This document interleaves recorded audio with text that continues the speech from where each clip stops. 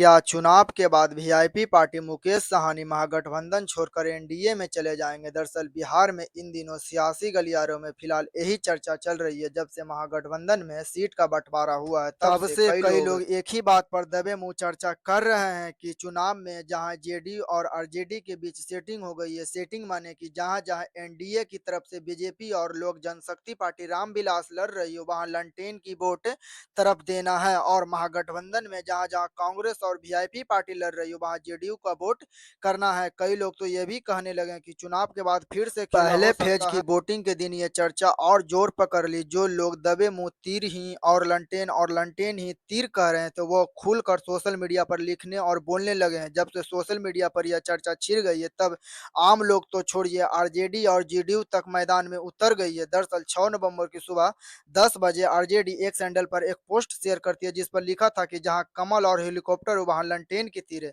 और जहां तीर है वहां लंटेन बीजेपी और लोजपा हराएगी। आरजेडी इस पोस्ट के बाद तो सोशल मीडिया के बाद ग्राउंड तक पहुंचने लगी, कानाफूजी लोगों की चर्चा में बदल गई, यूट्यूब वीडियो बनने लगे, मीम भी बनने लगे। आखिर कुछ देर बाद जेडीयू को बचाव में उतरना पड़ा, जहां जेडीयू के ऑफिशियल एक सैंडल से आरजेडी को इस पोस्ट के शेयर करते हुए लिखा गया कि टूटे फूटे लंटेन के सहारे सत्ता का सपना देख रहे हैं। इस ठगबंधन में न कभी कोई स्वीकर्ता नेता रहा है, न ही नियति रहा है।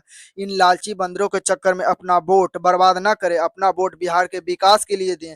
अब रुझाना नहीं है, परिणाम आने वाला। एनडीए की परचम बहुमत के साथ सरकार इस बार बनने वाली है। लोग तो कह रहे हैं कि भले जेडीयू सब कुछ खारिज कर दिया है पर नजरअंदाज तो नहीं कर सकते हैं। चुनाव के बाद खेला हो सकता है। अब यह सच है कि झूठ हम नहीं जानते, लेकिन चर्चा तो चल रही है। बिहार के कहे जाने वाला सन ऑफ मल्लाह मुकेश साहनी अब फिर से चर्चा में आ गए हैं। कहा जा रहा है कि फिर से वो पाला बदलने की तैयारी में है। चर्चा की है चुनाव के बाद एनडीए के दामन थाम सकते हैं। लोग तो कह भी रहे हैं कि मुकेश साहनी महागठबंधन में रहते हुए भले ही 15 सीट और डिप्टी सीएम पद का वादा तो ले लिए, लेकिन अपने छोटे भाई को चुनाव नहीं लड़ा पाया। दरअसल महागठबंधन में सीट शेयरिंग के बाद दरभंगा की गौड़ा बैराम सीट से मुकेश साहनी के वीआईपी पार्टी के हिस्सा आई थी, जहां लेकिन आरजेडी पहले से ही अफजल अली खान को इस सीट के लिए सिंबल दे चुकी थी। इसके बावजूद साहनी ने छोटे भाई और वीआईपी के राष्ट्रीय अध्यक्ष संतोष साहनी को यहां से चुनावी मैदान में उतरना था, लेकिन इसके बाद तेजस्वी और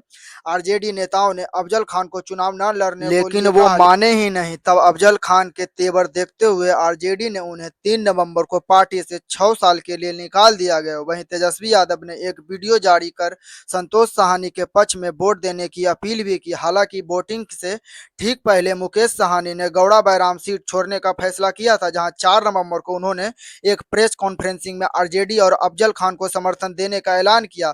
मुकेश साहनी ने एक फेसबुक पोस्ट में भी लिखा, कभी कभी अपने बड़े लक्ष्य के लिए बड़ी कुर्बानी देनी पड़ती है, जिस पर उसके बाद कहे जाने लगा कि जिस महागठबंधन में रहते हुए मुकेश साहनी अपने छोटे भाई और वीआईपी पार्टी का राष्ट्रीय अध्यक्ष तक को चुनाव नहीं लड़ा पाए तो वो अब क्यों ही महागठबंधन में बने रहेंगे। चर्चा तो यह भी है कि मुद्दा मुकेश साहनी के अब यह इज्जत की सवाल है। तब वह 28 अक्टूबर को जब मुकेश साहनी से पूछा गया क्या चुनावी नतीजा आने के बाद वीआईपी महागठबंधन छोड़कर एनडीए में शामिल हो जाएगा, तब मुकेश साहनी ने जवाब दिया कि हमारा फैसला पार्टी के हित में होगा, समाज के हित में होगा, बिहार के हित में होगा। साहनी इस बयान के बाद कयास लगा जा रहा है कि चुनाव के बाद एनडीए में जा सकते हैं। एक बात और वादा दे कि मुकेश साहनी के गृह मंत्री अमित शाह से बहुत ही अच्छे संबंध रह चुका है, जिस